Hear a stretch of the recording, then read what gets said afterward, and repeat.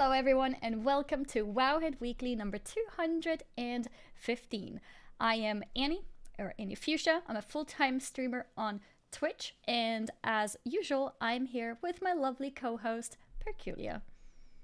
Hi, everyone. Happy to be back. Sorry we took off last week because I was not feeling well at all. And I have a static background because I've been traveling. So no Bright Paw, but at least you get my voice. And we didn't have a PTR build this week, but we all have all of last week to discuss, as well as some classic Battlegrounds.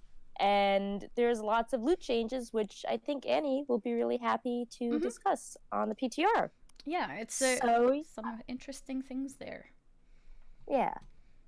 Yeah, so there's not a whole lot of new things, but there are a few interesting topics that can be discussed. So I think that's awesome for today. And Perk, as she mentioned, she's gone traveling at the moment, but we have her here in voice at least, so that's nice. And we also have some of the PTR updates from last week, since Perk wasn't feeling very well. Before we jump into the topics, I'd like to thank the subscribers that happened right before. We have Lincoln82 with a 23 months resub. Thank you very much, Lincoln, for supporting Wowhead for so long. And we have a second person with 23 months resub, Aegis2566. Thank you to both of you. Really appreciated. We also had another big resub from Ashley Behita. Hopefully I didn't butcher that name too much. With a 20-month resub. So thank you for that as well. Yeah, we really appreciate you guys thinking of us, especially during the holiday season, because, people are pulled in so many directions with gifts and expenses. So we really appreciate you guys thinking of the Wowhead That show. is very true. There's a lot of prioritizing that has to go down around Christmas time. Who do you get presents for? Or what do you want to spend it on? Are you traveling? Are you staying home? All the extra food that needs to be put in our stomachs, because of Christmas times. No, but there's a lot of priorities with everything going on around holidays. So we really appreciate that support. Yeah. So why don't we mix it up a bit, and we can discuss the classic stuff first, because that's the most current, and then we can move into go backwards. BFA and PTR stuff. I think that sounds like a really good idea. So Classic came out with the Battlegrounds for NA servers that happened on Tuesday, so 2 days ago, and for EU servers that happened 1 day ago, yesterday. We have both Warsong, Gulch, and Ultrich Valley launched, which is something that has been very anticipated, highly anticipated for a long time. People have been waiting for this, especially since the honor system was implemented. I'm not sure how you guys' experience has been, but for me personally, as an Alliance player, playing on a very horde-dominated server, it has been hell. There's people trying to kill you wherever you go, so there hasn't been that much gameplay outside of inside instances. But now that the Battlegrounds are finally out, a lot of the people who are eager to rank up in PvP have, something that's more instanced and more focused on the PvP, so they can still enjoy their PvP, but also let some people do some questing and leveling. So that's nice. Yeah, we've seen similar stats on the site, and it's kind of a shame. It's as soon as the open world PvP came out and all the ganking happened, people just got scared and stopped doing things in Classic WoW, stopped looking things up that were open world and were only. So you guys could see that too. That's interesting. Yeah. We're like, wow, Classic's doing so well, it's plateauing, everyone's logging on and questing every day, and then it's like, oh god, everyone is no one's doing anything anymore.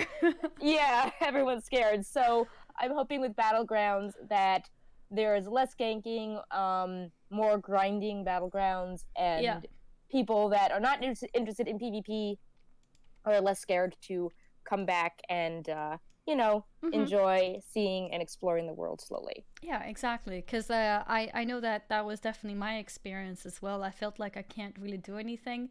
And it wasn't just when I'm streaming. When I'm streaming, I understand, I take that, I guess, risk with streaming, wanting to be in a PvP server. I realize that, it might attract stream snipers and whatnot. But in this case, it was even when I'm not streaming, there would be people everywhere, hordes everywhere, just instantly killing you, not able to do anything. You're just constantly in the ghost screen, and it wasn't very fun. And because of free transfers, a lot of Alliance players also left. So then the situation is even worse. So I'm glad now that the Battlegrounds have been launched, because I have noticed a difference already. When you log in, there isn't that much PvP anymore as it was before. It was a real bloodbath before. Yeah. So a little bit about the Battlegrounds. Alterac Valley is obviously 40 versus 40, very similar to Korak's Revenge in BFA right now. And Warsong is 10 versus 10, also a bit different from BFA because you can only win when you capture the flag 3 times. They have a lot of Because interesting there's no rewards. time limit. Right. Gotcha. So you just have to, capture that flag. Yeah. Blizzard made some interesting posts on loot that was and wasn't available. A lot of the Warsong loot, the gear that people want to equip, like the bracers, as well as the spell pen ring from Alterac Valley, is not available now because they were added in later phases. Which I don't think people were expecting, because I think last show we were talking about how they made like the weapons added in Naxxramas available with the honor system launch. So it all seems a little mixed up, but it is what it is. And a lot of people are already exalted, which is how we can determine this. Which brings us to the next point, that the games are really fast, and everyone has this, fantasy of, AV lasting multiple days. Yep. In their head, but the trend is that people zerg AV for 5-minute games. You just run to the end and try to kill the general first. Yeah. And yeah, it's sort of sad. I know a lot of people were worried about this when Blizzard announced they were using this particular version. I just do you have any thoughts on this? I just feel kind of sad that everyone has this memory of AV, and now it's sort of like, I don't know, like corrupted AV. So I never really played back in the original one that could last for days. So that was one of the things that I was in a way looking forward to see how it would feel different, that the objectives within the BG itself are going to be more interesting and more present than the current Alterac Valley that the most of us are used to lately. But it seems like everything can just be ignored, and you just go as a full raid to the last boss, and then, like you said, the BG is over within 5-10 minutes. And so I'm wondering, I have questions now. You mentioned that there were different versions. Is this the version that was back in the day that lasted for days? Is it just that people didn't know that you could finish it within 5-10 minutes? Well, this was Alterac balancing changes each pass, and this you're cutting out. It could be a lot more zergable. Can you hear me? And it was, test. Okay. Let's take a moment. Can you say 1, 2, 3? 1, 2, 3. Okay, you were cutting out a lot. You seem to be back, I think. Yeah, I think I was trying to open up the post talking about AV actually, but there were many versions in vanilla, and the one that they're using was one that people had concerns that it lended itself well to shorter versions of the game. It wasn't the version that people remembered as fondly from vanilla. Okay, and when was this version added to the original game? 1.11. So towards the very end of vanilla. Okay. And what has changed hopefully about I'm not it? breaking. Mm-hmm. No, you seem good now. Okay. Mm-hmm. Sorry, it's the 1.12 version of Alterac Valley. Okay. So this was before reinforcements was added. This was before commanders and lieutenants were removed. I think that, so the major issue is that in earlier versions of AV, there were more NPCs and they were difficult to kill. And in this version of AV, they removed a lot of the NPCs as well as reduced the health of the remaining NPCs. Gotcha. And And that's what makes it possible to Zerg it. yeah, and they also adjusted the positions of some capture points like graveyards, but those are more minor things. I mean, it just the fact that the NPCs are easier or ignored made a big difference, which is just it just seems like really sad because there's so many weird things you can do in AV that people are not really interested in doing. Like you can kill lieutenants and commanders, you can So you upgrade still can, units. but you don't have to, basically. Right. I mean, I also feel that if you decide to go out of your way to, summon Ibis, the rest of your team will be really mad that you're not Going helping them boss. with their Yeah. Zerg strategy. um Yeah. yeah, there are ground assaults, there are aerial assaults, you rescue wing commanders and then they drop beacons. If you remember Ibis from the Darkshore assault, Mm-hmm. he's a faction lord, Mm-hmm. so you can summon these really powerful elemental lords. Lots of different things you can do in AV, and people are just running to the end boss and trying to kill him. So So this Zerg tactic was technically possible since patch 112? yeah, Okay. so I mean, the Zerg has always been possible. I think that because people are more coordinated Mm-hmm. now, that it's more prevalent now than it was in 112 because you have everyone coordinating in like Discord or a stream, and people know how And to everyone knows. Yeah, exactly. Most yeah, people like have how to like experience of optimize AOV. your Yeah. gear. And there's add-ons, and it's not like, oh, I'm lost in AV, this huge map, what do I do? Like everyone knows how every bit of AV works. Mm-hmm. And I'm sure both teams have the same idea. Everyone in there wants to get as much honor as possible, and I'm sure people just want to lose quickly and move on to the next game as opposed to Extend it. right. Yeah. So that just seems, I don't know, it sort of seems the antithesis of what the original AV was about. And Mm-hmm. as an even another bad side effect is that this AV Zerg is worth a lot more honor than Warsong. Yes. Yes. That's a and second problem. Mm-hmm. and with so many items not even in the game now, there's just not as much incentive to do that. Now we're doing Yes. the show as Twitch is doing a big like Twitch Rivals Warsong event right now, so maybe they're trying to, drum up some hype for Warsong Gulch. But definitely based on what I've been seeing Wait. and analytics as to things people are Mm-hmm. looking up, everyone is definitely doing a lot more AV than Warsong. Oh yeah, for sure, for sure. And I mean, it's better honor, and it's less effort. I think Right, that's the and better problem. rewards. Yeah. Like So AV yeah, more has rewards. the really good wand and the rare quality rewards just for winning AV, but then as you're grinding up, you can get the mounts, you can get the melee ring, you can get a lot of caster offhands. There's just more rep rewards in at the start from AV. Yeah. So So do you think anything would have been different if they had chosen a previous version of an AV, or do you think it would still go down to just zerging? I would hope that if the NPCs were challenging enough, it wouldn't be possible to zerg. And but I mean, you do have a point that people are smarter now Yeah. and optimize things more. Like Ragnaros and Onyxia fell over. It wasn't really like a strenuous world first or anything. Yeah. So I would hope that people wouldn't be able to zerg, but it almost makes me wonder. I mean, obviously.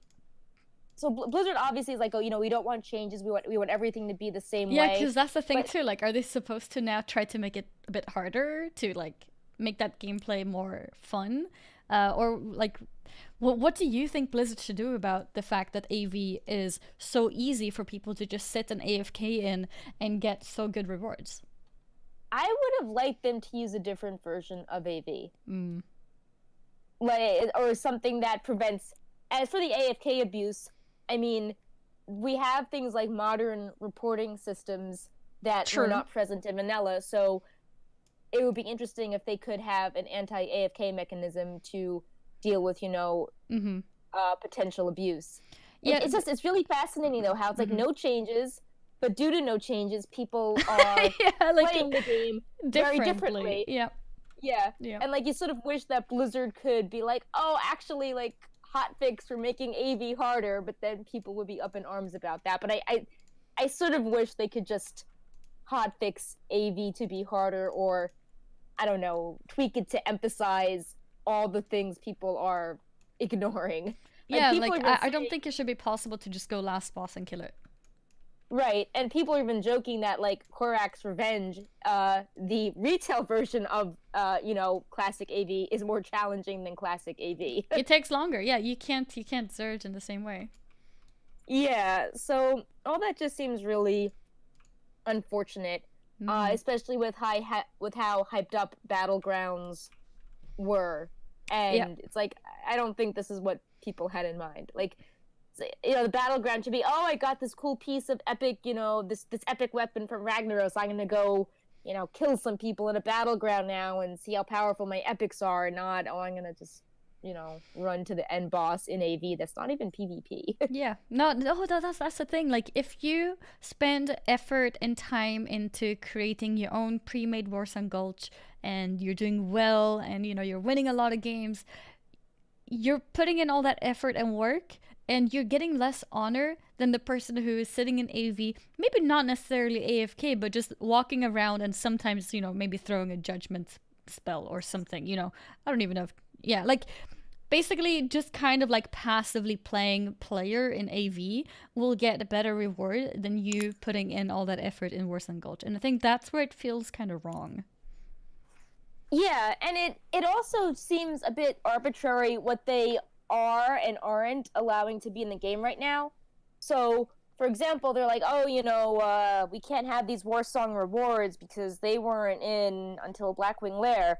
But then they're giving people the really nice, itemized, awesomely versions of the rare quality PvP gear that weren't available in vanilla until next Rammus. So it's like people are able to get stronger items and equip Yeah. them than they would have this point in vanilla, but they can't, for some reason, have, a spell penetration ring or Warsong bracers or, Yep. really arbitrary things. Mm-hmm. And I think that maybe tweaking some, like, it seems that they're very literal in some senses about what can't be changed, but it's just leading to a very different experience. And I think that I'd rather have the experience be closer to the spirit of vanilla than being like, oh, this ring wasn't on the vendor, we did it, exact replica. Yeah. Because there's so many little things that have already been changed that they can't have it be an exact replica anyway. Yeah. Oh, it must be so stressful being part of the team, making I these know. really difficult decisions, because at the end of the day, there's always going to be something wrong with every decision. But yeah, I mean, I guess it's about trying to find that right balance of things. And right now, I don't think anyone is enjoying AV as the classic experience. So maybe something needs to be changed about it. Yeah. I sort of don't think anyone anticipated it to this extent. Like, I know people were concerned that AV would be a Zerg, Yeah. but it seems like even worse than people thought. Like, I don't remember this being as bad during the beta as, like, oh my god, like, AV breaking game. Like, remember they tested it for a few days? Oh, yeah. I don't remember. I didn't get a chance to try it, but people did try it. And yeah, I didn't really hear about any kind of outcry from that. Yeah, I think they also started people at level 58, so maybe people were less, like, overpowered. Yeah, true. And there was no real honor system, I think, in that testing. Yeah. So you couldn't really see how much honor you're getting. Right. Something which is interesting, though. So it seems like Alliance is constantly winning because of this slight map advantage of some sort. Um, but as Alliance wins, Horde still gets more honor. Yeah, so it's like they both get this weird trade-off of yeah, Yeah. it's weird. It's weird. I don't know why that is. I don't know if it's because the Horde will um, do more objectives within the game. I don't know. I'm not sure how Yeah. they're getting more honor. I keep seeing screenshots like Alliance wins 1,000 honor, then one of like the random Horde people get 2,000 honor instead. Yeah, and it's, I mean, both sides probably aren't going to complain because if you're doing the honor grind, of course you want, honor. Yep. So it's Yep. like, which is also weird to be like, oh, I don't mind if we lose as long as it's the Zerg because, Now it's I'm fast getting my honor. honor in. Yeah, yeah, yeah. Yeah. So maybe if they see the So Alliance player, they'll just be like, "Yeah, go ahead, kill your boss, finish this yeah, quickly." yeah. Yeah. Yeah, that all just seems really out of whack. I don't know. I hope they can change something. Like I was mentioning before, with that Twitch event going on, it's not, Twitch Rivals AV. They're purposely not really So what is this? highlighting. An actual Twitch rivals? Yeah, it just sort of popped up in my feed because two of the Wowhead class writers are casting it. Oh, But yeah, it's Twitch Rivals cool. Warsong with I some didn't. classic streamers, and Jack and Yeah, Tettles are um casting it, I guess. that's cool. I heard from S-Fan that he was gonna be doing it. But I didn't Yeah, realize it's Twitch rivals. I heard that there was gonna be a Warsong Gulch event of some kind. But that's cool. So that's what they're doing today. yeah. Let me pull Oh. up. But yeah, I think Asmongold's doing it. Mm-hmm. Soda Poppin, lots of different Mm. people. Mm-hmm. So, yep, as fun as there. I see the tweet, December 12th, 1 p.m. Mm-hmm. And there's 4 different squads doing it, Yeah, and I heard yeah, the way that the tournament works is that they get 2 hours of where they play as many games as possible and capture as many flags as possible. Whoever's captured the most flags is the winner. yeah. I should see if our traffic has actually gone up. Oh, you're lagging again. Resulted Honor and AV. Can you hear me? Yeah, I did the thing where I opened the page again. Oh, And, so it's like taking yeah. over all of the internet. Yeah, I was just saying that I should see if that's actually led to a traffic increase or Mm-hmm. if people watching are just like, that's nice. This is entertaining as I grind Mm-hmm. AV. Yeah. And I mean, heads up to anyone who's interested in Classic listening to this right now. Classic will feel more playable for those of you who may have taken a break after the World PvP was kind of insane with the honor system being implemented. So now you can probably go back and finish whatever quest in a little bit more peace. 4 Yep. to 5 main groups of streamers, and there's some objectives. Yeah, that's interesting. That's really cool that Twitch decided to do something like that. Yeah. Mm-hmm. So, Yeah, I think that's yeah. it on the classic BGs. Yep. We still have a few more classic things to mention. Yep.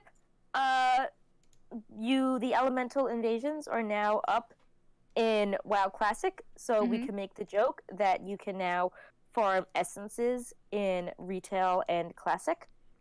Because the invaders surrounding the boss drop their related essence as well as the lesser elemental materials like, essence of fire, heart of fire, stuff like that. Mm-hmm.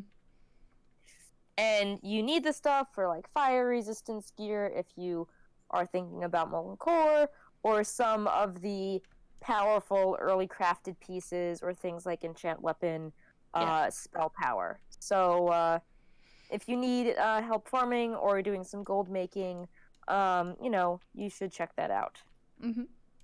And the keyring finally is here. Yeah, that was nice. Was that a surprise addition?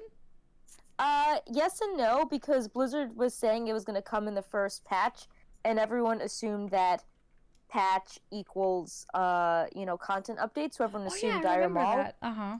Yeah, yeah. And I think everyone sort of forgot about it, and then it resurfaced. Yeah, well, there you go. That's really nice. So having a keyring means that you no longer have to carry around keys in your bag slots, and we all know how bag slots are so rare in Classic. So that's really nice. Start clearing out some of those pieces there now. Yep. And the keyring has 12 slots. Are there more than 12 keys? One sec. Hopefully, I'm not gonna. One There sec. should be plenty of space, anyways, for most people, I think. I don't think I have more than 12 keys. I have maybe 4 or something. So that should be really nice. Um, Yep. yep. Nothing more to say, really. Just log in and enjoy having a keyring and some extra bag slots. Yeah. The So last before. point, yeah. Oh, sorry. Go ahead. The last classic point that we have here is a bit of a. It's not exactly news, it's more of like an anticipation. We are probably expecting transfers to soon be implemented for Classic. Yeah, the patch notes mentioned that they added support for paid character transfers, but there's no ETA. And you have to wonder if Blizzard wants to do it sooner than later, because once open world PvP comes out, maybe people realize they don't like being on a PvP server, or Yeah.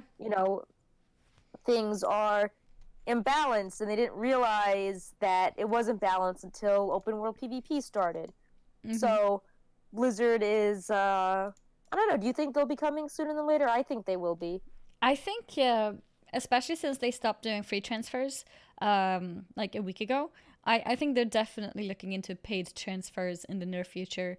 Um, I I think definitely before the next major patch. So before anything new is released, I think it would happen, or maybe together with it. What do you think? I think they'll do it before the next raid tier, Mm-hmm. because of people's like raids have fallen apart, Exactly. or Yeah. yeah. So I think before Blackwing Lair, or whenever phase 3 officially starts. Mm-hmm. Yep. I agree. That's what I would expect as well. I think they probably want to give people time to, settle on their new server right before maybe even Blackwing Lair is released. Yeah, and with the holidays, so many people, New Year's resolutions, I'm going to go to the gym more, I'm not going to play WoW as much. Mm-hmm. People might find that their, Mm-hmm. classic playing groups are broken up in the new year. So adding it, I think, in January would make sense. Yep. Yep. I agree. I see a comment in chat about Horde sitting in Ironforge. Yeah, that was basically my experience too. Like I'm in Ironforge randomly, and then like a rogue just kills me, and it's like I'm not even streaming, so it's not even a stream sniper. They're just chilling in Ironforge because Horde is just dominating so much. But yeah, anyways, that was just a little comment again on the whole PvP situation for a lot of servers.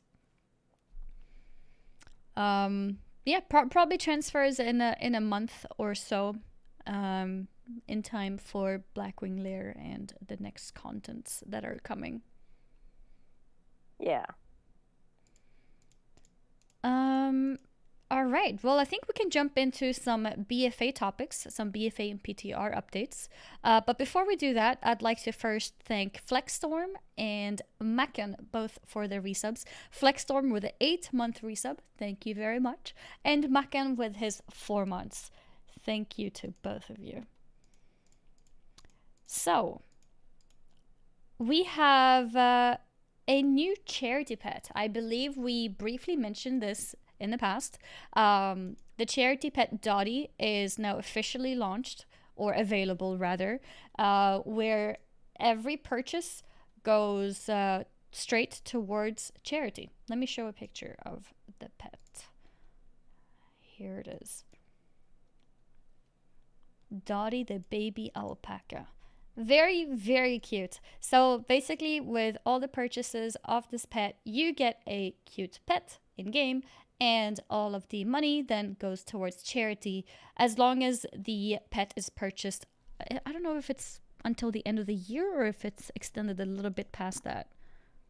Through December 31st, 2019. Gotcha. So as long as you buy it this year, then all the money will go towards charity. Yep. And as Oh, a oh, nice surprise, that's actually a good point. Because I noticed that you wrote the point as well. Apparently, it's only up to 3 million.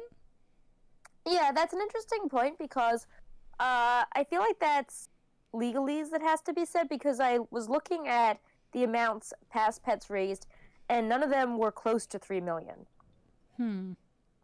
So like they were always sort of in like the high 1 million range. I think Mischief was above 2 million, but that was the only one. Okay. And they didn't release numbers for Shadow last year, so I feel like I don't know, maybe for legal reasons they have to set a cap on the donations, and they picked a cap that was higher than they anticipated.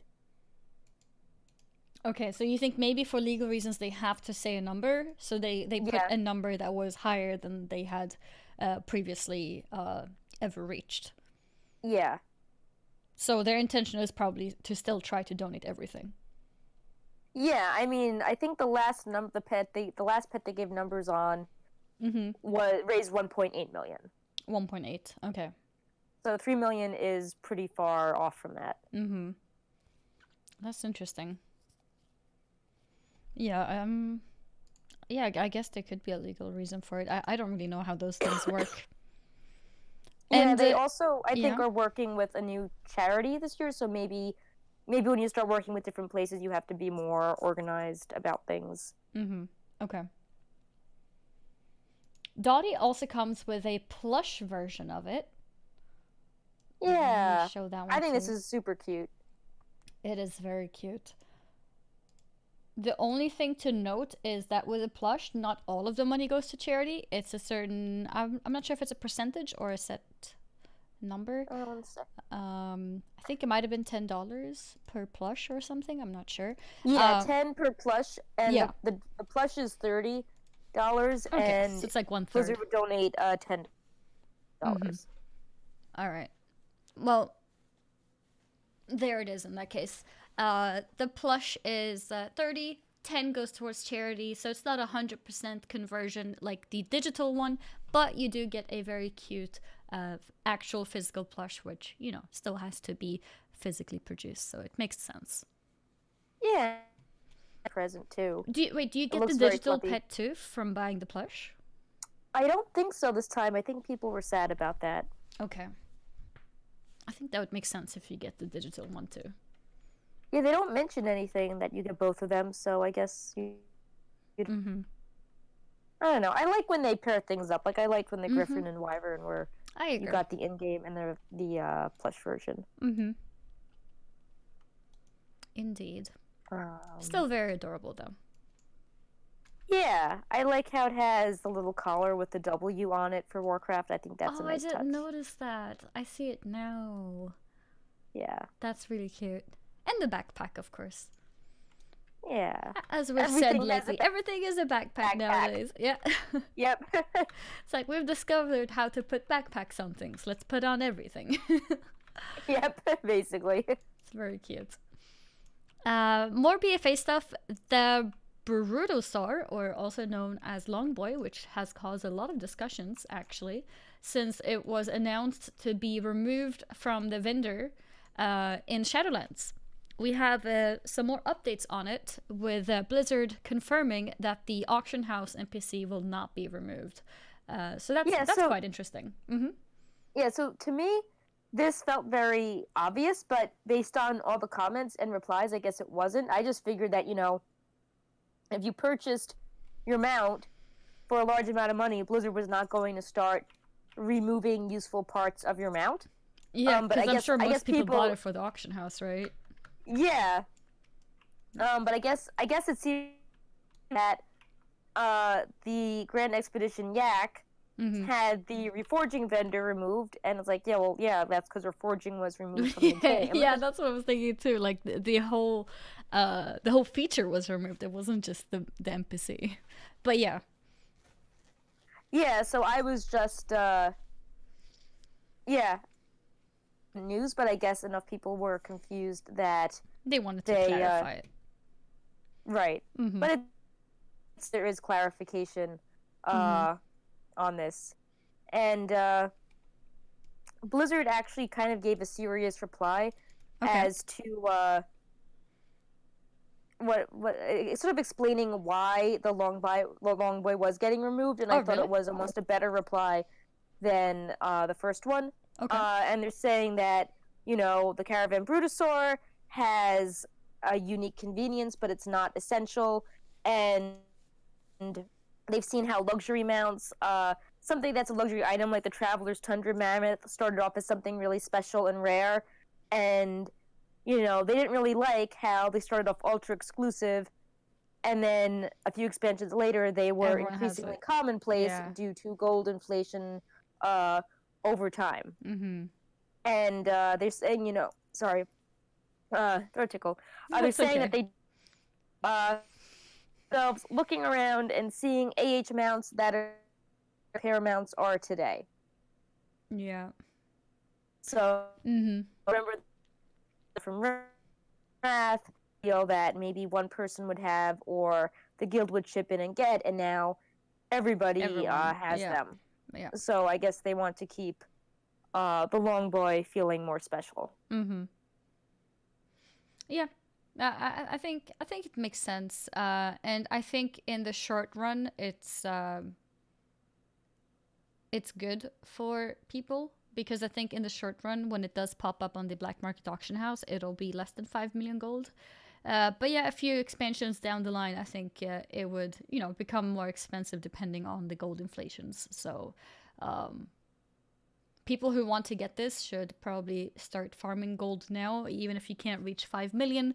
If you can reach close to it, you might be the one that is able to outbid others once it first pops up on the black market auction house. Because at that point, most people who already have 5 million probably already bought them out. Right. So, on to some PTR news. Mm-hmm. Most of this is from last week because we didn't have a build this week, but it's still kind of interesting. Mm-hmm. First up is there are two hidden encrypted cinematics. We don't know what they are, Yep. but we do know one is 2 minutes long and another is 59 seconds long. Mm-hmm. And it's just interesting because they're much shorter than the two Sour Fang ones, which were 3 minutes and 6 minutes. Oh, But yeah. Mm-hmm. they is bigger than Rastgon's death and Eternal Palace. So I don't know, the timing's interesting. Like 59 seconds is short, and there's some speculation that it could be tied to the Anduin or the Anduin and Rathian because there's a placeholder cinematic there. But Mm-hmm. like, is that? It feels kind of short for It an end does of the feel short. expansion, Mm-hmm. but maybe mid-raid cinematic that we get. So I don't know, just interesting to where Oh, these could go. a lot of lag there in the end. Oh no. Okay, what was the last thing you said? Are they? Never And if mind. we expect more, Um, uh, all right, so the internet is not allowing us to hear Perk properly. Feels bad. Let me double check if we're calling from Europe. Yeah, we are. Okay, let me switch to US East. Let's see if that helps. All right, Perk. How are you? okay, testing. Okay, Hello. so far so good, I think. Yep. Yeah, seems good. All right, we were talking about the cinematics, and you had some final thoughts there in the end. Oh, I was just curious if these were the only two, or if there could be even more hidden ones on the way. I hope Because there's more because they are very, very short. Like, what can you fit into 1 minute and 2 minutes like that? well, we did see Ashara free Nazoth and then get sucked away. Yeah, That was very that short. was very short too, but that was short like in a disappointing way. Like, we don't need to be Yeah, disappointed again. Like, do right. you? I'm hoping that they made it short because they're waiting to show us even better cinematics. Yeah, there's also we data mined that sort of incomplete cutscene where your character is dealing with the death of Nazoth, trying to defeat him, and it felt very. I don't know, it felt a little incomplete, like there wasn't really a big twist. We just saw our character, doing things with her Heart of Azeroth. So Yeah, I feel like there has to be something after that. yeah. I really hope so. Yeah. I that ending with Nazoth being defeated feels like it needs. I don't know. Like it has. I feel like it needs to be a lot more like a big bang of some sort, not just like okay, like we just followed a Like very some character development, yeah like we like got with like something. Mm-hmm. Illidan deciding to be the jailer for Sargeras, and the Titans and Velen and Illidan making their peace and being friends. Like you need some sort of narrative there. Yeah, yeah. Otherwise, it feels a bit empty. Yeah. Needs a bit more flesh. So hopefully, fingers crossed. We don't have a Mm-hmm. date for 8.3 yet, so hopefully, more stuff will be Mm-hmm. coming. Hopefully, indeed. We have some other So PTR things too. I yeah, We have some music to show to you guys, and also I see in the chat here that TNE, Taliesin, and Evitel has hosted the channel. So thank you so much for the host, and welcome everyone who's tuning in now. awesome. Yes, hello, hello. This is me, Annie, and I'm with Perk, who is chilling right now Hi in the snow everyone. of Stormwind. Yes. And we're just talking about, the latest things that have been going on in the World of Warcraft world. And we were just going through our BFA and PTR points or PTR updates. And the next thing up was going to be some new music. Yeah. So Bolvar has new Ice Crown music, and we believe, based on the title, that this will play in the Death Knight starting experience when Bolvar pairs up with the Ebon Blade and decides to, encourage more fallen souls to become Death Knights and join him against Sylvanas' mission. So Mm-hmm. we can play a little bit of it. I Mm-hmm. really like how this reminds us of older Ice Crown and Lich King Yes. music, Mm-hmm. but not quite, because Bolvar has a very, different past than Arthas, but still is very cool. Let's jump into it. Yeah.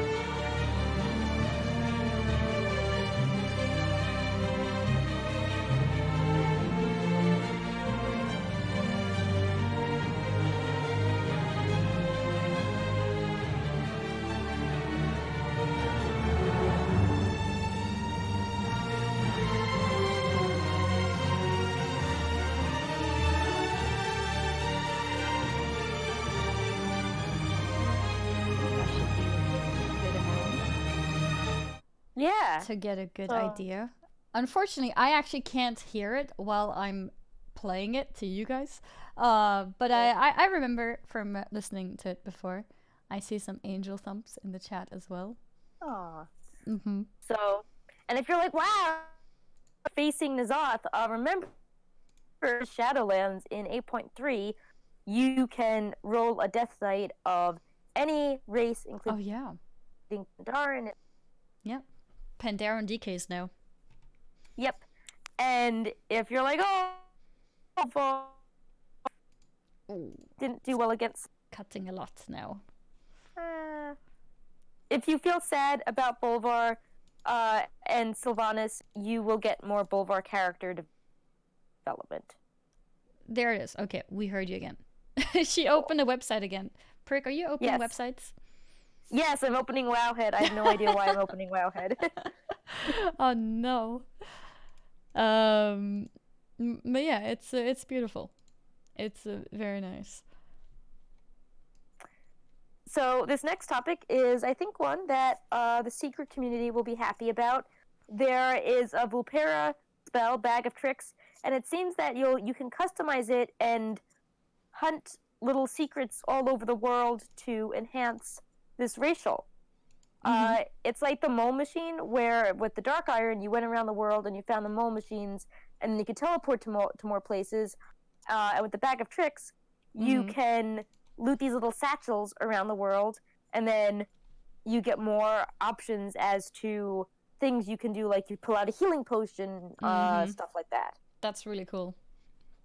Yeah, which leads to the question: Vulpera seem really cool, Mm-hmm. and a lot of the allied races seem to be a cut above the regular races in terms of racials. Some cosmetic things, like void elves, have a lot of, sparkly purple things, but even customization, like we've talked before, that the Zandalari racial embrace of the Loa seems a lot more advanced and unique than what trolls get. Yeah, for sure. Like we had this Andalari with all those different choices, and just a lot of the racials seem more, I guess, creativity put into them, and a lot of the rest of them, the old ones, are slight improvements of balancing between them, but still just as boring as it always was. I wonder if Blizzard is back with 8.3, because we'll see Death Knights being able to beat all races, and maybe if that causes some serious problems or the boring races are overlooked, hopefully, fingers crossed, we could see some racial changes in 9.0. Mm-hmm. Not that I want Death Knights to usher in this disaster, but if it does seem to be a problem, maybe that would be a wake up call, and very practical feedback that some races are losing out due to just lack of creativity and just being boring. Yeah. I see someone in the chat saying Goblin racial. Yeah, Goblin racial is pretty cool actually. Well, is it goblins that has that special access? I'm not super familiar with the all the The rocket horde jump one, racers. Yeah, it has the yeah, rocket jump, and does it also have access to like the bank, I think, is yeah, it bank? I thought so, yeah, Bank or auction house or something. Okay, bank. Okay, gotcha. yeah. A rocket So, jump and yeah, yeah, rocket jump is cool. Rocket jump is cool. but yeah, when I think of cool racials, I think of the Void Elves with the cool portal. I think of the Zandalari with Embrace of the Loa, and Dark Iron Mole Machines, and now this Vulpera Bag of Tricks as ones that are sort of, Mm-hmm. above and beyond. Yeah, because the what I like about these new ones is it's not just the movement things. I guess with Void Elf, it's kind of uh, also in the topic of somewhat boring, but a little bit creative, At because least it it's not looks just a really blink. cool. Yeah, exactly. It's not just a Yeah. simple blink. It's like you can activate it at different points and decide when to move, so that's pretty cool. But what's cool in general with the allied races ones are the ones that interact with the world a little bit differently. So like the mole machines, like you mentioned, special teleports. In this case, the Vulpera being able to unlock different secret ones to like build onto the racial. It's like having an extra part of the game added to it. Similar to Zandalari being able to pick racial between some different ones. What else do we have? The mech artworks, they have the three different heritage armor sets. That's not exactly racial, but that's No. still nice customization. Yeah, it's something cool. Picking Something your cool. tint. What There was else one is there? other one I was thinking of. Is it Mechanomes that are getting the teleport to, or is it Vulpera? Wait, is it Mechanomes that can like drop a sort of kind of like a Hearthstone and teleport there from wherever? Oh, no, the Vulpera have the little caravan. Oh, that's Vulpera too. Yeah. Yeah, Vulpera is super cool then. Yeah. So that's also something which is really cool because it interacts with the world. Being able to put your Hearthstone wherever you want to is also very cool. Yeah, so you could tell that the allied races have a more modern approach in how their racials are designed compared to, like orcs or something where it's like Mm-hmm. you have like extra bow skill or yeah. I'm thinking of classic. It's funny because in classic those boring racials have interesting gameplay impacts, so people are like obsessing over what race is the best race even though the racials themselves sound very straightforward. Mm-hmm. But in modern WoW, where it's more about the flavor and less about racials significantly impacting your DPS, it's just like, well, what's cooler? Yep. Oh, well, the newer races, they just sound cooler. Mm-hmm. So, Yep. another thing on the topic of customization, I feel like this was after. I think we did our last show. It was right after the PTR data mining, but before we could play. And this is a little bit of an older thing, but I still think we should talk about it because it would be sad to not have this have this slip through the cracks. So you can transmog legendaries in 8.3 earlier than was announced. BlizzCon made it seem like that was coming in Shadowlands, Mm-hmm. but now it's in 8.3. Yep. And something that I thought was some legendaries still have their class restrictions as you would expect them to have, Mm-hmm. but others that you complete a quest to get, I don't know if this is a bug, but you can use them on classes that can equip the weapon but can't do the quest line. So, for example, a monk could use Taragosa because it's a staff. Yeah. And because Valinir is a quest, you would have a healer do it, but if you could use that one-handed mace, you could transmog to it. I don't know if that's it because it's just the quest legendaries that have Mm-hmm. this loosening of restrictions, but that was just kind of a surprise. Do you think that's good or bad? I mean, I think it's okay because if you're gonna make the legendaries available Mm-hmm. for transmog, you've already sort of broken that, like, oh, they're exclusive, immersion. True. And so many of these are old and can be farmed by people. It's not really a test of skill. Mm-hmm. And some of the older ones, Oh, they go for the game. Is so it much fair? lag. Is Hello? this better? Hello? Yes, I think so. Go ahead. Yeah. So, like, it's not really fair that a monk can't transmog Mm-hmm. things because they were added after a certain quest line. Yeah, yeah, yeah. I see what you mean. I see what you mean. Yeah, I don't mind it too much if some class restrictions have loosened, in an indirect way because of, as you explained, with some weapons not being class restricted per se, but having only certain classes actually being able to obtain them when they were current content. Um, Yeah. I think it's okay. I don't think it's that big of a deal. And transmogging legendaries in general, I do remember the initial point around it, how um, it wasn't very nice. The idea of thinking of transmogging legendaries because transmog was new, and then everyone would just transmog into legendaries. But now that transmog has existed for quite some time, I don't think I think people have, gone through a lot of their weapons and found their favorite looks here and there. I don't think everyone will go ahead and use the exact same transmog.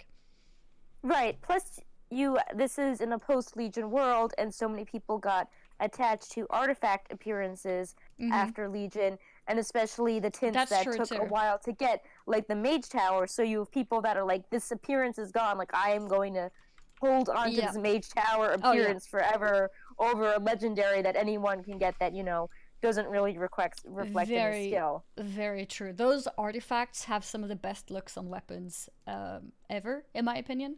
So that also makes total sense that people would probably choose those over legendaries, anyways. Yeah. Mm-hmm. This also raises the question. Blizzard also talked about removing restrictions on silly items, and I don't think we've gotten too much news on that. Remove restrictions on the funny items. Everyone wants to, transmog fish and funny Mm-hmm. things like that. Mm-hmm. I think that's probably coming too. Maybe just one thing Yeah, at a time, so not everyone uh, yeah. goes Well, too this wasn't crazy. exactly a newer discovery, but we learned it sort of slips the data mining, but there are quests for Lunar Festival to make your flower crown transmoggable year round. So that's a step in the right Oh. direction Mm-hmm. for, kind of sillier, less, epic fantasy looking things. Mm-hmm. Yeah, that's really cool actually. So does that mean you can transmog into that even outside the event, or you have to do it during the event? You have to do the quest during the event, and then you can use it whenever. Okay. Yeah, that's cool. Yeah. So I think this is a good point to announce the new sub before we move into some of the more hardcore Live. systems Mm-hmm. stuff. Yeah. Yeah. So before we go on to some live news, we'd like to thank 1020 for resubbing on a 20-month row, which is a really long time. So thank you, 1020, for supporting Wowhead for such a long time. Yeah. And with that, we can jump into some live news discussing specifically the essences. Right. Everyone's Actually, favorite still, topic. yeah, this is actually still PTR, but it's more like, serious get down to business news, not legendary is pretty. Oh yeah, wait, um, that's true because of course yeah, this is talking about the changes with 8.3. My bad for right. calling it live news. It's not But live news. It's still PTR. it's But still, yes. yeah, it's in mind as you are grinding things out and planning, your to-do list for 8.3 because this could affect what you want to do now. So basically, Mecha Mhm. have had their cost reduced in patch 8.3 by about Oh, you're so out again. uh So the costs have reduced by about half, right? mhm In the uh 8.3. Mhm. yep, and you know uh just basically that means that the amount of spare crates and galvanic oscillators, you do not need to farm as many as those, and this includes main spec as well as off spec. You buy one of the essences, Mhm. um, the other ones are at a cheaper rank. Yep. So, also Blizzard announced that the Mechagon and Najatar reputation requirements would be reduced. Uh, so, Oh yeah, that's nice for alts. yeah. So instead of, exalted for rank 3, you need revered for rank 3. So Mhm. time as well. Or if you're an alt that's grinding and you don't really plan on playing before 8.3, you can just, put it aside at revered and not kill yourself getting exalted now. Yep. But Exactly. there's a bigger question, which is not want account wide essences. Yeah. When are we getting account white essences? Is the question. Are we ever Uh, gonna get it, or do we have to farm everything on everything? Because I don't know about you guys, but with Ultric Valley being so good for experience, I have leveled a lot of alts, and most of them have 0 essences, and that makes me very, what's the word, unmotivated to play them because it's gonna take a long time for them to even become playable in a nice way, because of all the grinds that are needed. yeah, Like some of these essences can take up to a month to get at the correct rank. So when are we getting account wide ones? I just pasted a link to a funny comic that did some funny Wowhead panel if you wanted to pull it up. Okay, let me get it. I just saw it before the show. I think it's funny about account wide essences. Here, let's see. Mm-mm. Let's go into this scene here, and then we move it here. All right, let's take a look. I love seeing people smile at their phones in public. Have they received happy news? Is it a text from a loved one, perhaps? What could be instilling such joy in that moment? Essences will be account wide in patch 8.3. Possible requirements changes scrapped. I like how it's the Wowhead mobile, and you can see it has 500 comments, and Oh, yeah, yep, yep. and it's like we've learned from Ian Hazacostas. It's just, yeah. That was actually I amazing. yeah, so I appreciated that, but Blizzard has obviously not messed with the Alterac Valley level, so they seem cool with it. But I think I'm back to so Blizzard has obviously not messed with Alterac Valley leveling, but they don't seem to feel that acquiring essences should be easier. So, like you said, you can get to max level easily, but then you have this wall of essence grinding. Yeah, yeah, exactly. I think a lot of people probably have leveled a lot of alts with Ultric Valley, so having an easier way to get essences is probably more relevant now than ever. Yeah, and I also know, I mean, just from a business perspective, a lot of people, travel for the holidays, and then once quarter 1, January starts, they want to hit the gym, or their resolutions are to, game less, or to pick up other hobbies or things they forgot. Yep. See family and more if you've been neglecting family. Like a lot of people do that too. So I feel that it's a good time to make things easier so people, don't go to Wowhead and read they need a month to get an essence, and they're like, oh, like, I'm too old Never for mind. this. Sorry, guys. Yeah. Yeah. So I think that it would just be a smart move to make them account wide. For sure. I think that would be a really great change. Yeah. But I mean, who knows? Maybe this comic will come true. You never know.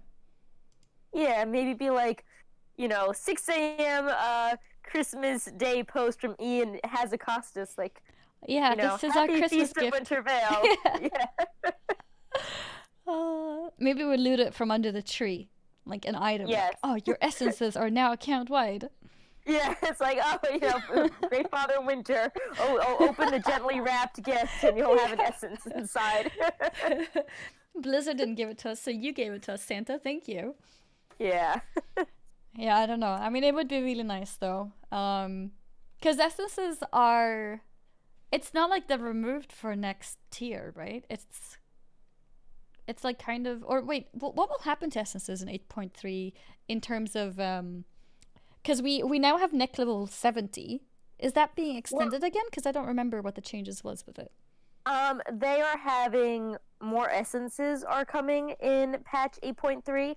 Okay. And they scrapped the idea of having the infinite trait on the neck. Yeah, I remember that. So it of us them before, but there's still the idea that still have to get essences, right? Basically. Yeah, there's we're not there's getting new away things from it. you do for essences. Yeah. So people are about that. So if you want to reroll for the next patch, you still have to grind all these essences, but they'll be slightly easier because of looser requirements. And I just thought we're just talking about and it's like, oh, here's my brand, the Shadowlands patch, and now these. You're cutting out a bit much, so it's yeah. Let's give it a second or two. I think it's better. Okay. Yeah. Go ahead. Looking at so it's like, oh, my Death Knight. Should I assassinate 3? Oh. Oh. Okay. I heard. Oh, my Death Knight. And she's gone. The right, voice. Let me try to change the server again. Let me change to US Central. Maybe it makes a difference. Yeah. All right, let's try this. Okay. So hi. Hi. Okay. I was trying to pause when I see random talk. Oh no.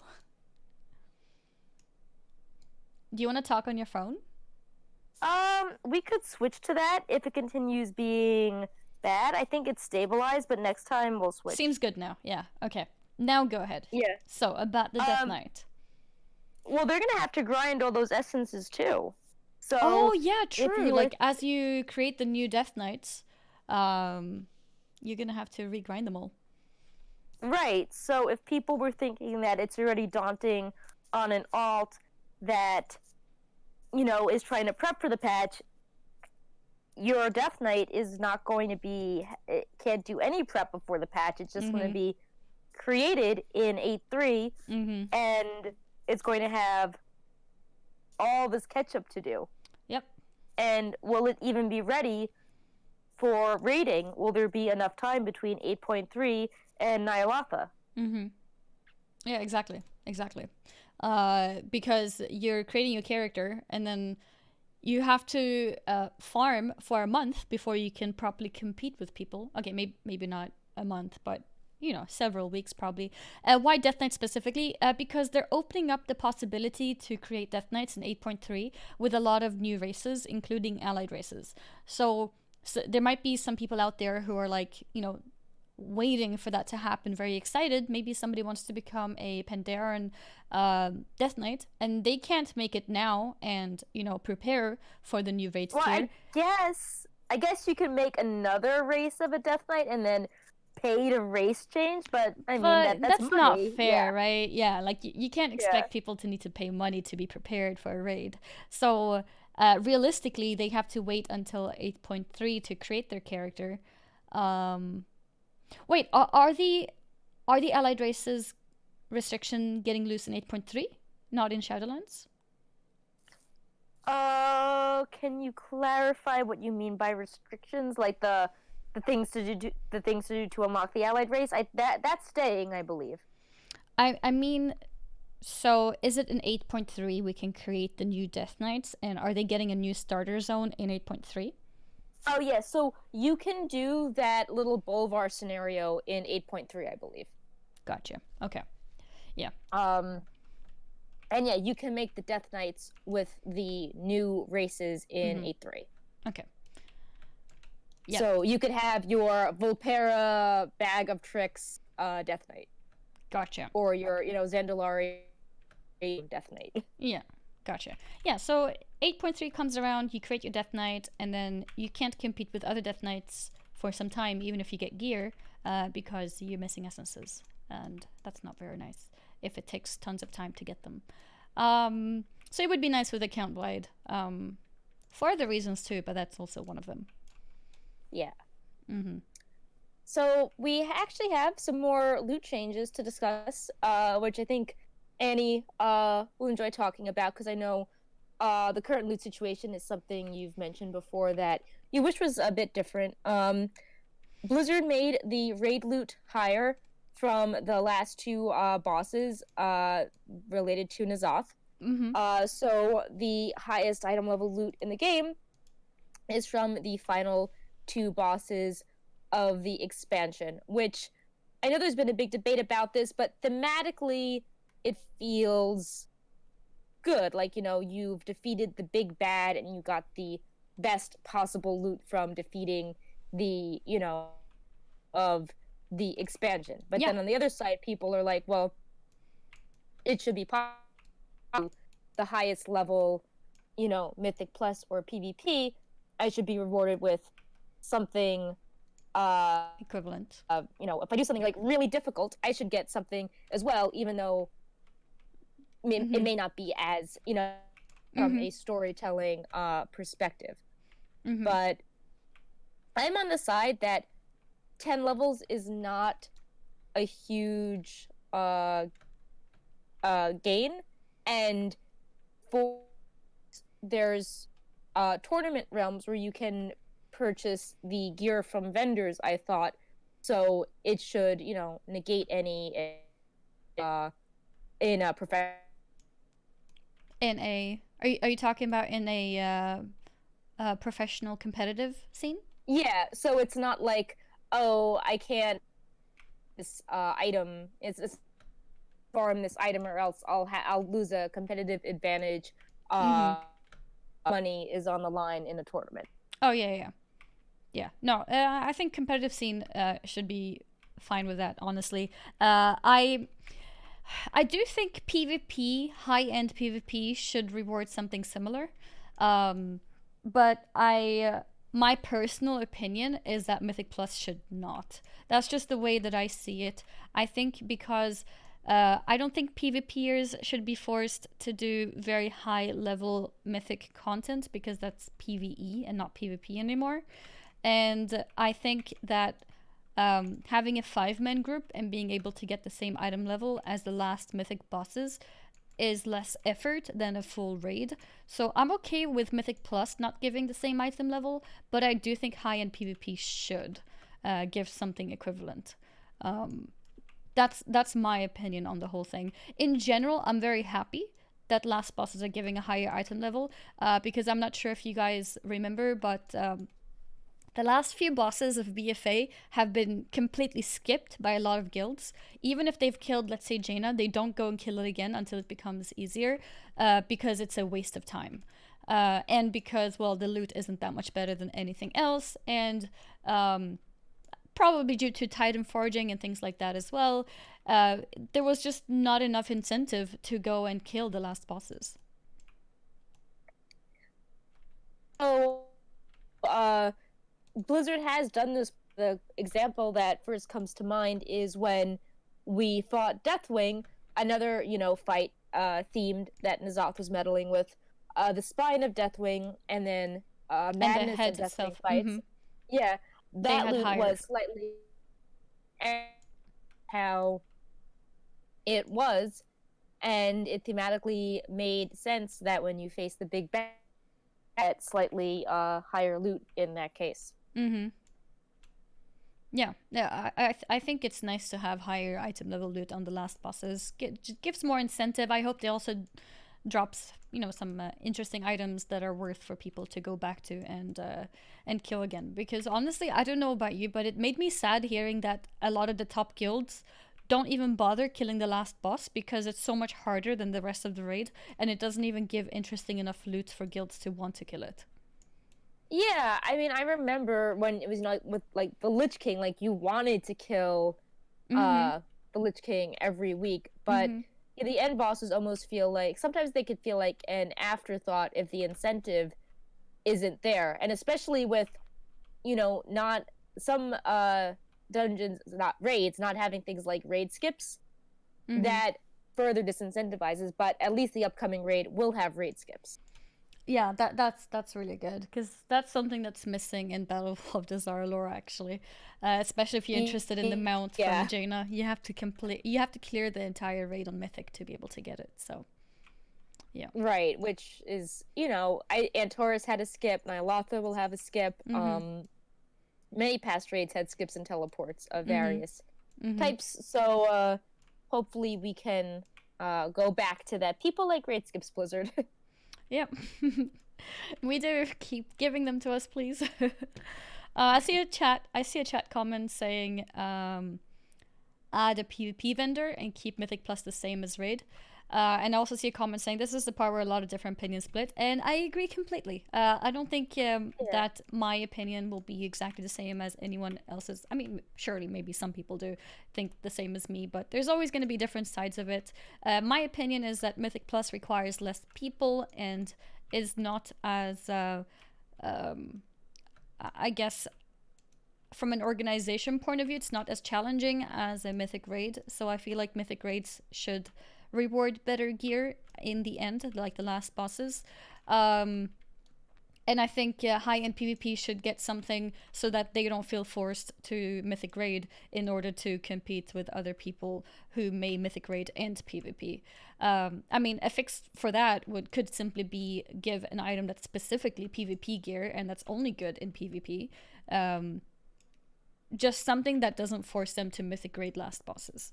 Right. Would make I sense. mean, we also saw that was a really big issue, I believe, with Crucible of Storms, how a lot of the trinkets that had like the weird shielding or movement speed effects, or some of the items with the weird procs were actually really good for PvP, even though they were originally made to, make raid loot more exciting for PvEers to actually want to do the raid.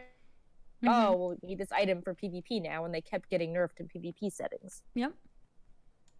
Yeah, indeed. I mean, a fix would be, having something as game changing and something that nobody has ever heard of before, PvP power and resilience. No, but sometimes, going back to those systems might help, but I do understand that it could be messy taking care of systems like that. But I think having a system like that does make things better, for like balancing and not like forcing people to do both contents, because honestly, mythic rating is at that level, like the last bosses, it's a proper commitment. You can't just kind of like sometimes go there and kill so many mythic bosses. Sure, you can, probably with your own time manage some mythic plus at a decently high level, but you can't just casually decide like, hey, I'm gonna go kill some mythic bosses and find 19 other people who want to Right, do it with mythic you. pug. Yeah, like Yeah. you're not gonna mythic pug all the way to the last boss. It's just not possible. So I think for that, I think it's unfair if the items are really really good from mythic last bosses, um, for the PvPers. Yeah. So for our Removes. final bit, sorry, go ahead. I'm just reading another comment. Remove spammable mythic plus rewards and give it lower item level. Does that mean that you agree that rating should have higher item level, or so I say lower loot rewards in classic dungeons the more you spam them? But yeah, I do realize that there's going to be a lot of different opinions on this, and it's okay to have different opinions on this as well. I think the different opinions is the reason why Blizzard is finding it hard to find a good solution for everything, actually. But maybe we will find a better system soon.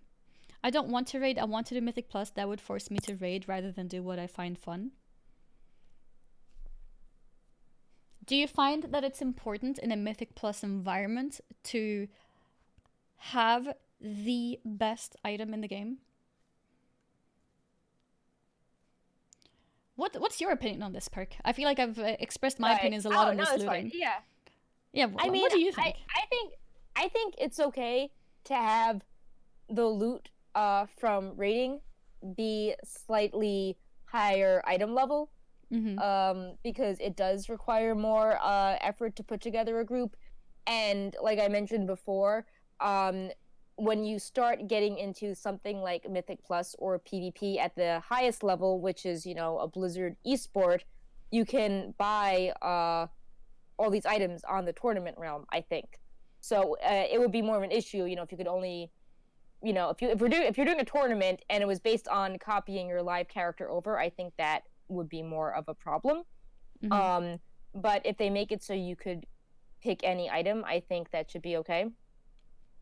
So you I think also you're feel you're okay with the best gear being from raiding, and that Mythic Plus and PvP is slightly lower? right. I would also say though Mm-hmm. that in something like if Blizzard is making a Mythic Plus dungeon feel like you need like the best possible gear and something that's like, 5 item levels better as make or break it, then it's not marketed totally correctly. And if there's all these like weird setbacks in a dungeon, you should feel like you are rewarded by being a player that can be good at utility or pull things in an efficient way and crowd control, and you shouldn't feel that something that's like 5 or 10 item levels is really crippling your enjoyment of it. Mm-hmm. um so I would say that. I also feel like Blizzard has always sort of they've always tried to do something where the loot from the final boss was always a little more special, and that's Mm-hmm. sort of like a trope of how the MMO is designed, and how if you do the thing related to the point of the expansion, you Mm-hmm. get this. It's an epic thing. You do the thing that requires the most people to coordinate, and it's like the culmination of all the storylines, and Mm-hmm. you get the epic cinematic, which the other content doesn't have. And then the content drops a mount, and hopefully some loot that is cool and memorable. Mm-hmm. So I totally agree that if like prize money is on the line, then Yeah, then of people course. should have an even playing field when it comes to Yeah. what they can equip. Yeah. But I don't think it should hamper someone's ability to do Mythic Plus or PvP at a high level. And if an item is like super broken for that, then maybe Blizzard should have different like types of loot for each type of content, Mm-hmm. to prevent if people really feel forced to get one item uh and like only a few items to use for different type of content, then that's, I think, an issue with the loot itemization. Gotcha. Yeah.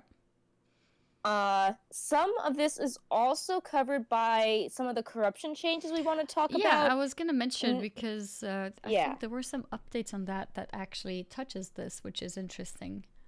Yeah, jumping a little out of order, the one that I think was most relevant to the discussion was that previously we learned about all these Nyalotha weapons that had really cool elaborate effects on them. And in the recent PTR build, when we opened up the Mythic Plus weekly chest, they also came with the cool elaborate effects. So it seems, I mean, the system is not documented very well, but if those cool elaborate procs that are not just plus crit, but like, oh, when you do this you get a shield and damage and blah blah blah, uh if they're found on high end rating gear as well as the weekly cache, I think that adds more balance and maybe shouldn't make people feel as forced to raid, because you can get some of those same weird procs from Mythic Plus as well then. Mm-hmm. So Uh what we so have sorry, go it. ahead. So what we have is basically the interesting items coming from Mythic Plus chests. Uh yes and no. So you can't like loot the Nyalotha weapon, I No, believe, from the Mythic chest, but it has but similar. like a Mm-hmm. Balefire branch might have that weird N'Zoth sounding proc on it. Gotcha. So basically the pool of Mythic Plus items, it gets the weird elaborate sounding raid effects on them. Mm-hmm. And we don't, again, because this Blizzard has not really documented the system, we don't know if these procs are on other things that we haven't discovered yet. Mm-hmm. But I think that would be a good step at making the Mythic Plus loot A little bit more interesting. Mm-hmm. as the raid items, I think, is a good, so people don't feel forced to run a raid to get Mm-hmm. it's making the effects available through multiple types of content. Mm-hmm. Honestly, um I feel like a lot of looting systems, or a lot of looting questions, or concerns, can be solved with the idea of having slightly different loots from both things that benefit the different types of gameplay. So, for example, with PvP, we could have a system of PvP power or resilience, like we've had in the past, making it more beneficial for people to use those items in that scene. And then we could have, for Mythic Plus, special Mythic Plus gear that's only good in dungeons. right.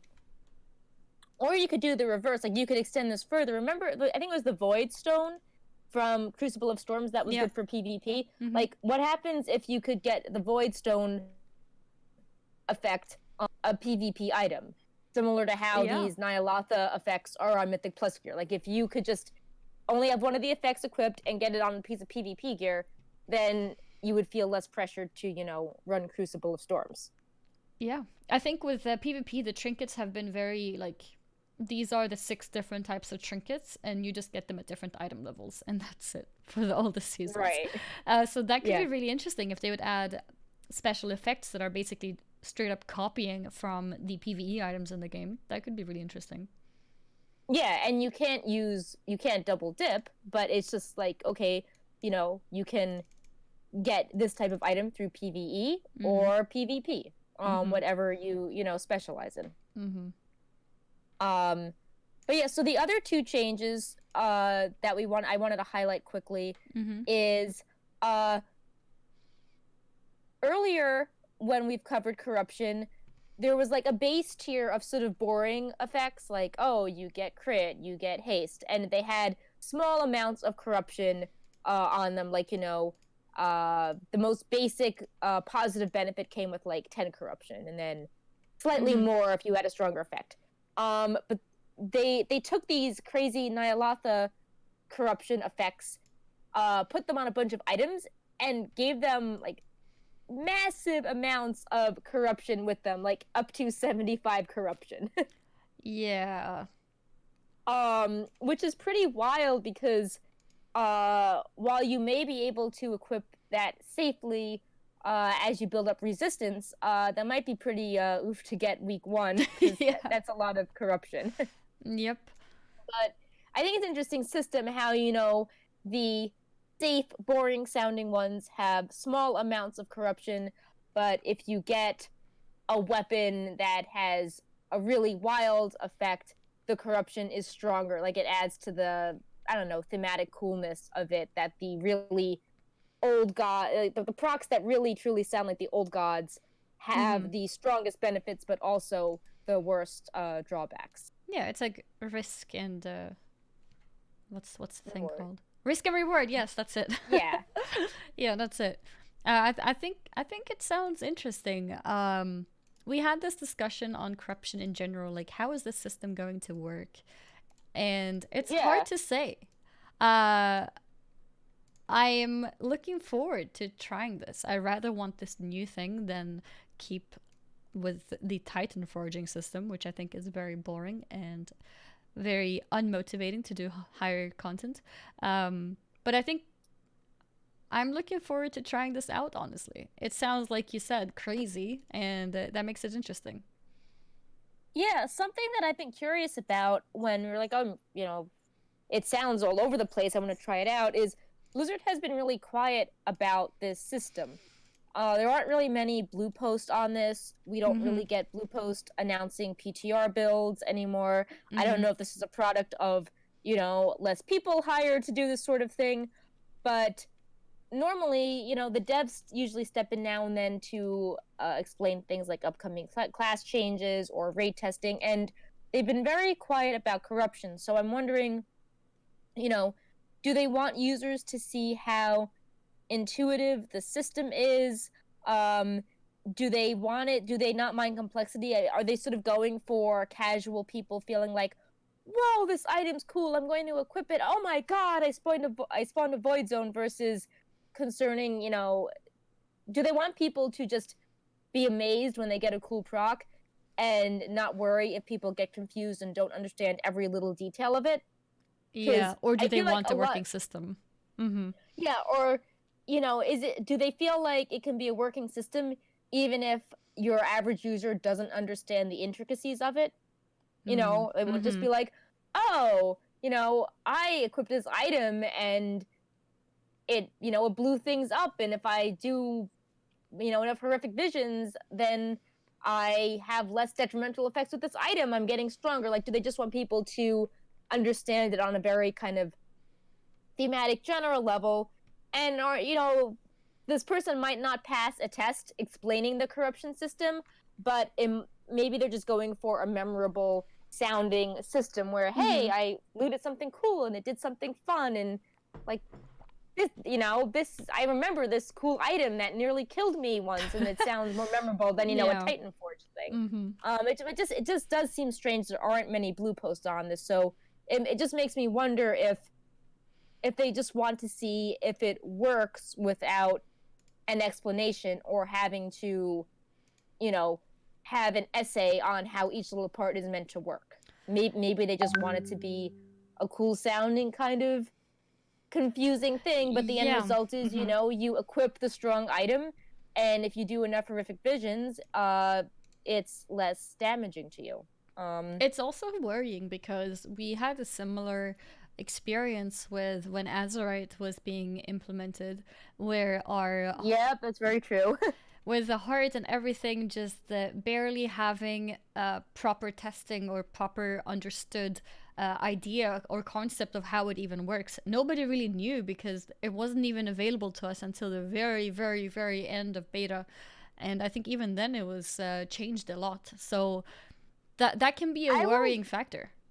yeah, I would prefer, if they don't want to spell out every detail, I would at least prefer if there was some PTR update to the effect of like, hey, we've made some more changes to corruption, crack a joke and be like, we're watching you. We're Yeah. not going to tell you what they are, but at least test them out, because right now we're just like, oh, is this new or was this always here? Like it's very hard to test things, and that's never, it almost raises a bigger question of, I think other games give you like skins or incentives to test things on their test round, but Blizzard That's a doesn't good really point. do that. Yes. Yeah. And this system is really intensive, and Azerite is intensive, and not a lot of people have time to just test this nonstop. And I feel like with corruption, especially, a lot creators or people that like WoW are just like,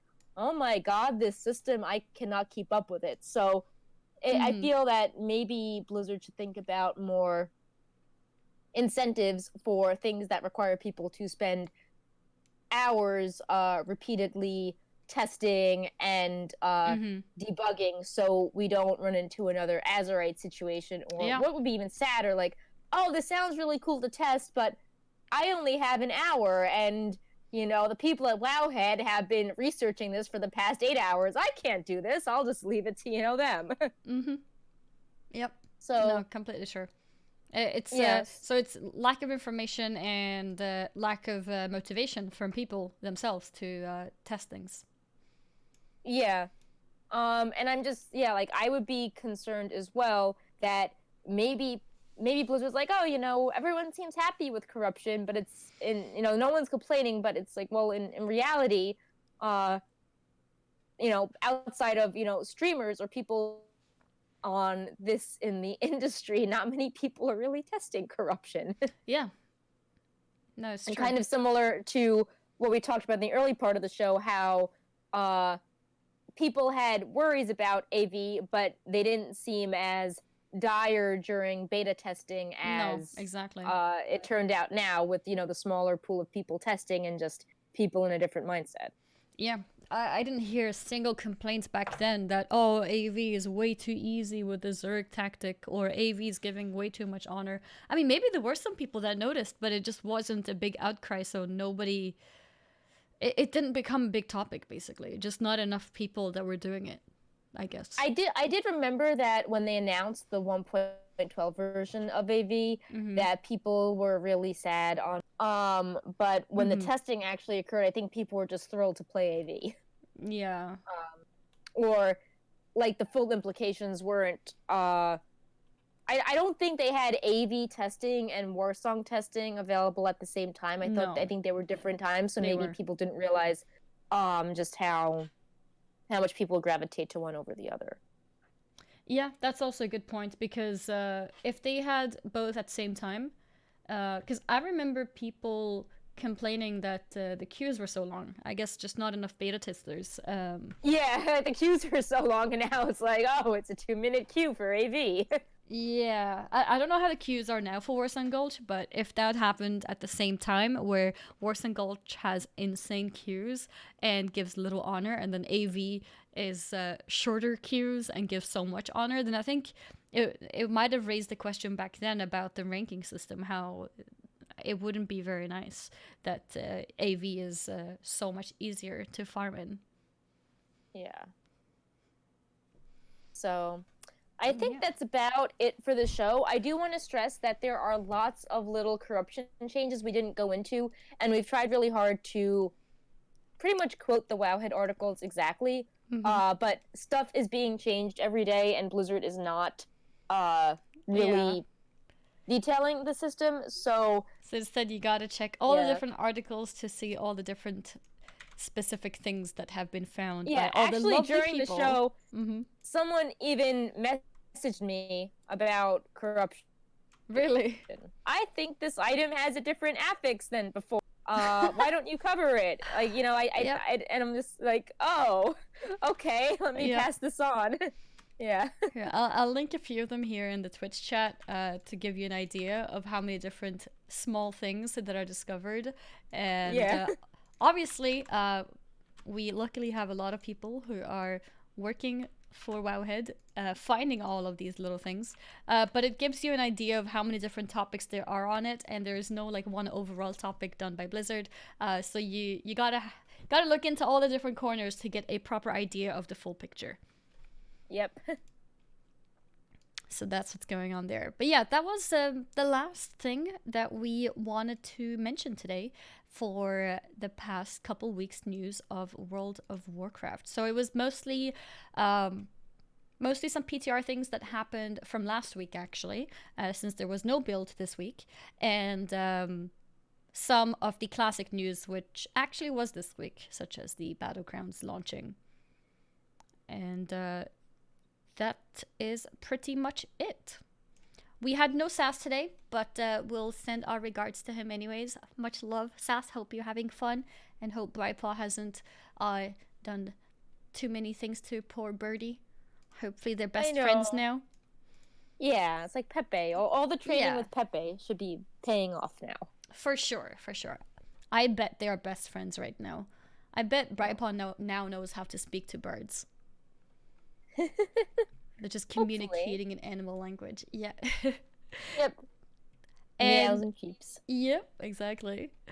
And yeah, we will be back. We should be back next week, same time. So what is that? Yeah, it's not Christmas yet, but it's very close to be. So 19th.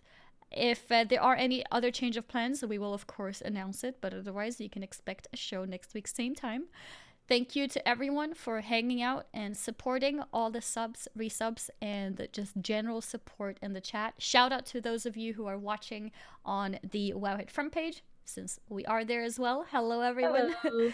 If it's the first time you're watching this and you're wondering, like, hey, is this live or what's going on? Yes, we are live right now. Unless you're watching this on YouTube as a VOD. And we are on Twitch as well. So if you want to join the chat, you're very welcome to today or future shows or at any point.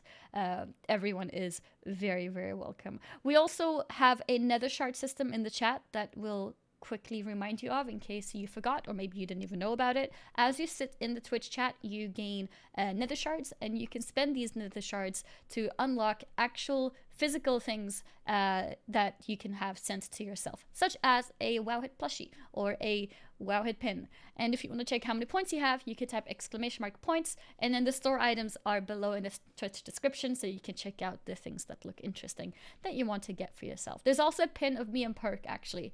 Wowhead Weekly, it's called. Yeah. And Brightpaw. Yes. Brightpaw as well. So it's just a little sort of side game to make it fun to watch and, to give you guys an extra way of being able to support by just being around, basically. So that's that. And that's it for now from us. Perk will go back to enjoying her time in Stormwind. I'm going back to fixing. I actually just put my Christmas tree up earlier today. So awesome. Time to start decorating that on stream. So that's going to be fun. But yeah, we're going to be heading off here, guys. I hope you have a great rest of your evenings and afternoons and mornings and nights and whatnot, depending on what time it is in your time zone. And we'll see you again next week, same time. Yeah, and I hope Luna has fun as you decorate the tree. Yeah, she's she's avoiding the tree right now. Yeah, I think she's a bit like, what's going on? And I moved her cat tree a little bit to the side, and she's on it a little bit more often now than she was before. I think she's wondering, like, why is my view looking different? Like, this is not the angle I'm used to. I don't know. It's funny. But I have done a thing where I completely stopped buying Christmas balls because, the decoration thingies, because as they fall, they shatter, and that's kind of dangerous. So I just stick to wooden wooden decorations to keep it safe in case she does decide to pounce the tree. Then at least only wooden Cat pieces would never will do drop. that. No, definitely not. I remember her jumping onto the tree last year, but she was so small that it wouldn't like break anything. So I'm a little bit concerned about how it's going to be now. But hopefully it'll be fine. It should be fine. I believe her. She's a good cat. Yeah, all cats are good cats. Yes, all cats are good cats. But yeah, that's it from us, guys. Thank you so much for supporting and watching, and we'll be back next time, same time. Until then, enjoy your times in Azeroth. Yep. Bye-bye. Oh, I think Winter Veil is starting before our next show, so definitely do your Feast of Winter Veil stuff, and we will be back next week with more Christmassy decorations in the show. Yep. Yeah. Sounds like a plan. Bye-bye, everyone. Yes. Bye. Bye. Wait, high five. No, we can't. Oh. You're gone. I can just hit a wall. I don't know how that works. Can't see it. Oh yeah, I'll do a clap with myself. Yeah. Or maybe, is Luna here? Luna? Are you here to give me a high five? No? No? Okay. Unlucky. Mental high five. 3, 2, 1. Way! Yeah, we did a sound effect together. Yep, an actual clap sound. But yeah, see y'all next time. Bye-bye, everyone. Bye. Bye.